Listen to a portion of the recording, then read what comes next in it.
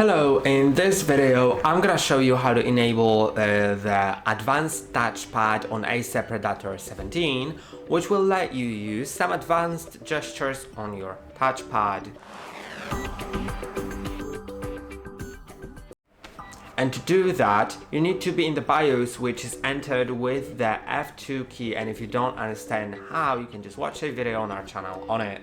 Once that's done, go to main, and now you'll see touchpad, and before you do that, make sure that the driver, the I2C driver, is installed on your device. Most probably it is, but you can just check that.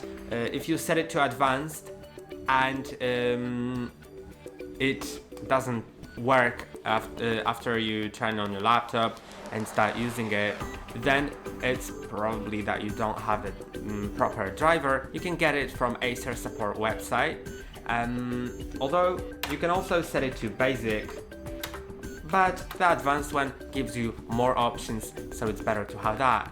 And that's all for today. Don't forget to like and subscribe. See you next time.